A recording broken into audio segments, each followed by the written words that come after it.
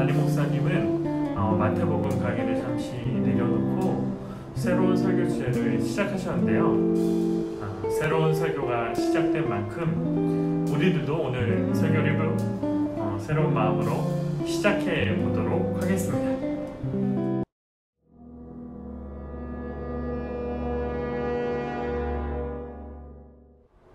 지난주 설교에서 우리가 생각해 볼 주제는 선물이었는데요. 우리는 사람들과 사람들 사이에 참 많은 선물을 주고받습니다. 그렇지 않나요? 우리가 고민해보면 선물을 주고받은 그때가 기억날 것입니다. 때로는 의미 있는, 때로는 형식적인 다양한 선물들을 주고받을 때가 많이 있는데요. 여러분들에겐 선물은 어떤 기억과 어떤 의미로 남아있나요?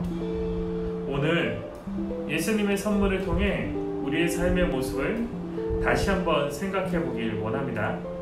더불어서 오늘 이 시간을 통해서 하나님이 우리에게 주신 그 선물이 무엇인지 우리가 생각해 볼 수 있는 좋은 기회가 될 수 있길 간절히 바랍니다.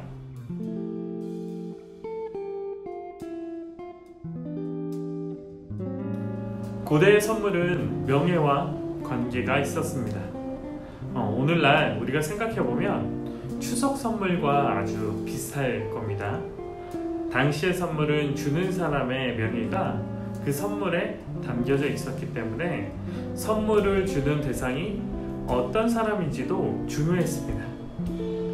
그렇기 때문에 내가 선물을 받을 자격이 있는 사람에게 이 선물을 주는 것이 중요했고, 선물을 받는 사람 또한 그러한 자격이 있는 사람들만 선물을 받을 수 있었습니다.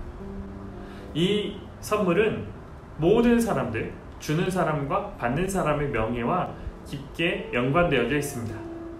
마치 추석과 설과 같은 명절, 직장 상사의 선물을 아무거나 줄 수 없는 오늘날의 모습으로 우리가 쉽게 이해해 볼 수 있을 것입니다.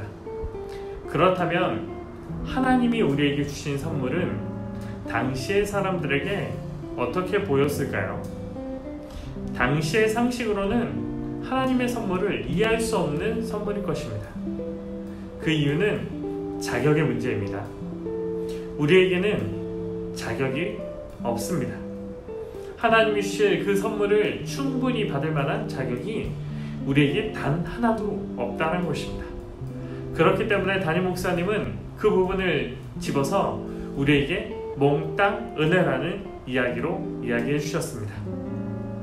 그런데 그 몽땅 은혜로 받은 선물의 내용이 무엇이었나요?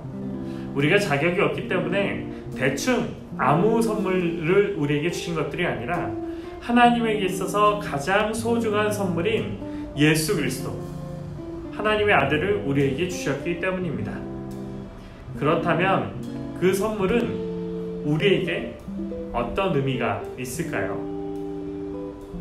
어린 시절 좋아하는 사람으로부터 선물을 받은 적이 있나요? 혹은 좋아하는 선생님이나 좋아하는 사람에게 선물을 준 적이 있나요? 그때를 한번 생각해 봅시다. 우리는 그 선물을 주기 위해 혹은 그 선물을 받기 위해 설레하거나 삶의 새로운 생기를 부어주고 혹은 뭔가 우리가 하지 않은 일들을 시작했을 수도 있습니다. 좋은 선물을 사기 위해 어떤 아르바이트를 시작하기도 하고 어떤 일들을 다르게 시작했던 그런 모습이 우리에게 있을 것입니다. 그렇다면 자격 없는 우리가 하나님으로부터 그 선물을 받았다고 하면 그 선물로 인해 우리는 다른 삶을 살아내야 합니다. 그리고 그 공동체인 교회도 마찬가지입니다. 교회는 자격 없는 선물을 받은 공동체로 다른 가치관을 가지며 이 세상에서 살아가야 합니다. 하나님께서 세상과 다른 가치를 보여주신 것처럼 우리들도 이 세상에서 다른 가치관을 가지며 살아가야 합니다. 그리고 세상에 자격 없는 또 다른 누군가에게 선물과 같은 존재가 되어야 합니다. 이 설교를 통해 우리가 받은 선물을 기억하고 이 세상에 선물과 같은 존재가 될 수 있길 바랍니다.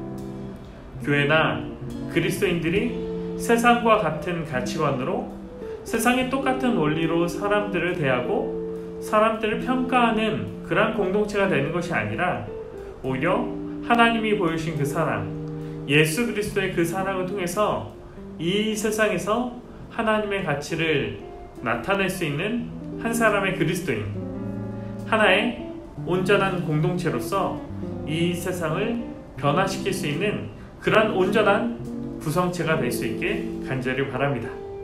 이번 일주일도 우리가 거하고 있는 우리의 직장과 우리의 가정과 우리가 일하고 있는 모든 장소에서 많은 사람들에게 선물이 될 수 있는 그리스도인이 될 수 있게 간절히 바랍니다. 그러한 인생과 그러한 삶이 우리에게 있기를 간절히 바라며 다음 시간에 만나도록 하겠습니다. 한 주간도 잘 보내십시오.